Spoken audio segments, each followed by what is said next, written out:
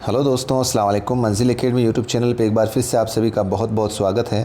दोस्तों, मंजिल academy YouTube channel आपकी जो मंजिल है, चाहे रीट एग्ज़ाम हो, चाहे सीटेट एग्ज़ाम हो, चाहे किसी भी तरह का कॉम्पिटिटिव एग्ज़ाम हो उर्दू लैंग्वेज को लेकर, उसकी मंजिल तक हम पहुंचाने के लिए लगातार प्रयासरत हैं। और दोस्तों, अगर आप चैनल पर नए हैं तो पहले आप जिस विषय वस्तु की या जिस कंपटीशन की तैयारी कर रहे हैं उसका पाठ्यक्रम अपने पास रखें। और हमारे यहाँ पर जो प्लेलिस्ट बनी हुई है उसके अकॉर्डिंग, पाठ्यक्रम के अनुसार हमने प्लेलिस्ट बनाई है। आप एक एक करके अपने टॉपिक को पढ़ सकते हैं। तो दोस्तों, आज हमारी क्लास है उर्दू पेडागोजी को लेकर हमारी क्लासेस चल रही थी। और आज हमारा टॉपिक है ज़बान की मुश्किलात।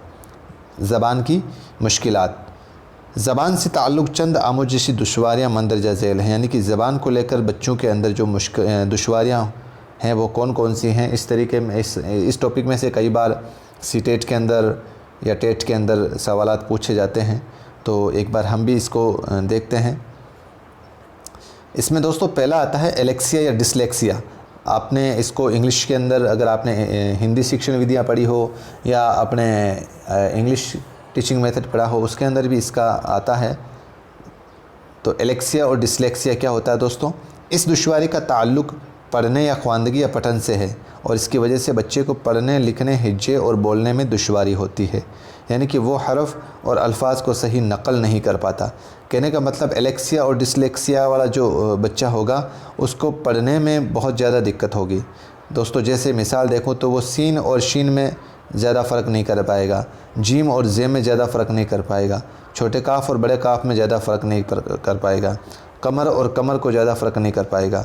यानी कि इसके अंदर सिर्फ पठन से संबंधित जो विकार पाए जाते हैं बच्चों के अंदर, तो उसको कौन सी बीमारी होती है दोस्तों? एलेक्सिया या डिसलेक्सिया।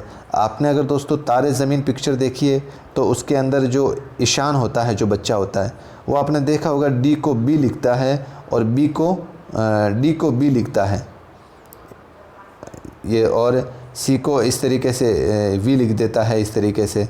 तो ये जो उसकी प्रॉब्लम है ये डिसलेक्सिया की प्रॉब्लम कहलाती है। ठीक है दोस्तों।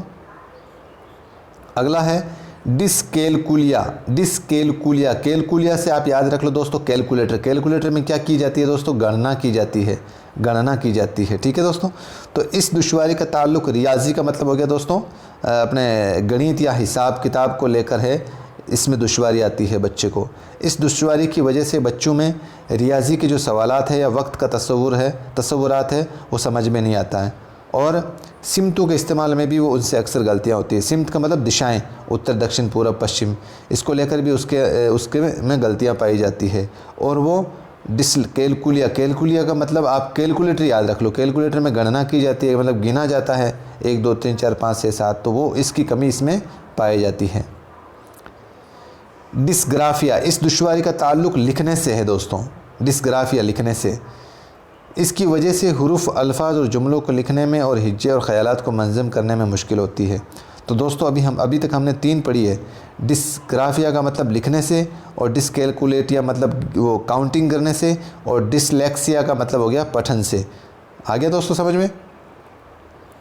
अगला है अफेजिया या डिस्फेजिया। यहाँ पर डाल है दोस्तों, डिस्फेजिया एक ही बात है। इसका ताल्लुक़ लिसानी महारतों जैसे बोलना और बिलखुसूस तफ़हीम यानी समझ से होता है। और बच्चा सुनी हुई बात का मतलब नहीं समझ पाता।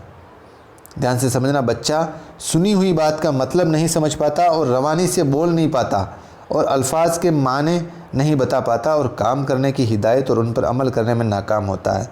कहने का मतलब जैसे आपने देखा होगा दोस्तों, कुछ बच्चे बहुत चंचल होते हैं और कुछ बच्चे जो होते हैं ऐसे होते हैं जिनको थोड़ा लेट समझ में आता है। आपने देखा होगा कई बार कि जैसे कोई जोक सुनाता है तो जोक के अंदर एक तो सुनते हैं, जैसे वो जोक पूरा हो जाता है सारे लोग हंसते हैं, लेकिन कुछ 1 2 उसमें से ऐसे होंगे जो उनके हंसने के बाद में हंसते हैं क्योंकि वो जोक उनको लेट समझ में आता है। तो उनको क्या प्रॉब्लम होती है दोस्तों? अफेजिया या डिस्फेजिया। अप्रेक्सिया या डिप्रेक्सिया। डिप्रेक्सिया यहाँ पर दाल है दोस्तों, डिप्रेक्सिया, अप्रेक्सिया या डिप्रेक्सिया। इसका ताल्लुक़ हुर की महारतें, जिसको मोटर स्किल डिसऑर्डर आपने पढ़ा होगा दोस्तों हिंदी और इंग्लिश के अंदर। इसका ताल्लुक़ हुर की महारतों से, मोटर स्किल डिसऑर्डर से होता है। और इसकी वजह से बच्चा उंगलियों, हाथों और आँखों के दरमियान रब्त कायम नहीं कर पाता और उसे पेंसिल पकड़ने या बटन लगाने या हाथों की महारत और तवाज़ुन में मुश्किल होती है। मतलब वो एक साथ सही समय पर एक जगह एक काम करने में थोड़ी सी उसको मुश्किल होती है। यानी कि जैसे उसको मान लो कि आप दिखाना है कुछ, ये कितने हैं बेटा, तो वो अपनी आँखों और हाथ का सही कंबाइन नहीं कर पाता है वो। तो ऐसी तरह की अगर कोई प्रॉब्लम होती है तो वो किस में होगी दोस्तों, डिप्रेक्सिया या एप्रेक्सिया। अगला है दोस्तों डिस्मॉर्फिया। डिस्मॉर्फिया ये एक ऐसी दुश्वारी है जिसमें आदमी को ये भ्रम हो जाता है कि उसके शरीर का कुछ हिस्सा बहुत छोटा या अधूरा है। वो अपने शरीर के अलग अलग हिस्सों को दूसरे लोगों से मुकाबला करने लगता है और उसका बहुत सारा असर उसके आमोजश यानी कि उसके सीखने पर पड़ता है। कहने का मतलब डिस्मॉर्फिया का मतलब दोस्तों, बहुत से बच्चों के अंदर ये अपने मन में एक वहम बैठ जाता है, एक भ्रम बैठ जाता है कि यार फ़लाँ लड़का तो जो है वो उसके मसल्स जो हैं इतने मोटे हैं, या और मेरी जो उंगलियां हैं वो इतनी छोटी कैसे है, मेरा जो शरीर है वो इतना ठिगना कैसे है। इस तरीके से उसके अंदर एक तरह की ये भ्रम, एक वहम बैठ जाता है वो दूसरे लोगों की तुलना में। तो और ये दोस्तों उसके सीखने में भी बहुत असर पड़ता है इस चीज़ का। डिस्थीमिया का मतलब होता है गंभीर टेंशन की आयु भी बोलते हैं इसको, यानी कि गंभीर तनाव की अवस्था भी बोलते हैं दोस्तों इसको, डिस्थीमिया का। इसमें बच्चों की आमोजश पर बहुत असर पड़ता है। इस हालत में वो हमेशा सुस्त रहता है। डिस्थीमिया थमा हुआ रहता है, हमेशा सुस्त रहता है। ठीक है दोस्तों, ये आपके ख़ास तौर पर जो 6 बीमारियां थी बच्चों को लेकर, दुश्वारियां थी, वो मैंने आपके सामने रखी। अब किस तरीके से सवाल आए गए हैं इससे हम देखते हैं। ज़बान की खामी जो किसी के लिखने की सलाहियत पर असरअंदाज होती है उसे कहते हैं, यानी कि जो लिखने को प्रभावित करती है उसे क्या कहेंगे दोस्तों, डिस्कैलकुलिया या डिस्ग्राफिया या अफाजिया या डिसलेक्सिया। राइट आंसर क्या दोस्तों, डिस्ग्राफिया। इसको याद कैसे रखें दोस्तों, आपने देखा होगा जो हम ग्राफ बनाते हैं ना, ग्राफ जैसे ये इस तरीके से ये ग्राफ किससे बनाते हैं हम, लेखन का इस्तेमाल करते हुए तो बनाते हैं। तो ये जो लिखने वाला काम है वो डिस्ग्राफिया से संबंधित है। अगर एक तालिब इल्म 31 को 13 लिखता है और 6 को 9 और डी को यानी कि बी को डी और त लिखता है, तो वो तालिब इल्म की दुश्वारी कौन सी है भाई, आप याद कर लेना एग्जाम्पल तारे ज़मीन पिक्चर का। तो उसका राइट आंसर क्या है दोस्तों, डिसलेक्सिया, डिस्ग्राफिया, डिस्कैलकुलिया या कोई नहीं। अब लेखन कौशल से संबंधित है ये दोस्तों, तो डिस्ग्राफिया। यहाँ पर साफ लिख रहा है अगर एक तालिब इल्म 31 को 13 लिखता है, समझता नहीं है, लिखता है, और डी को तोय लिखता है, तो वो तालिब इल्म किस दुश्वारी का है, डिस्ग्राफिया।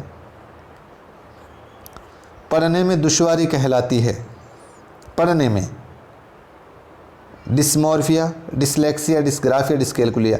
कैलकुलेटर से याद रख लेना इसको, ग्राफिया ग्राफ याद रख लेना, और मॉर्फिया और ये भाई 2 को तो आपने छांट लिया, अब बच्चे 2, इसका राइट आंसर क्या हो जाएगा, डिसलेक्सिया। इल्म रियाजी में दुश्वारियां होती है, रियाजी का मतलब मैथ, मैथ का मतलब गणित, गणित का मतलब कैलकुलेटर, कैलकुलेटर का मतलब कैलकुलिया। राइट आंसर पहला।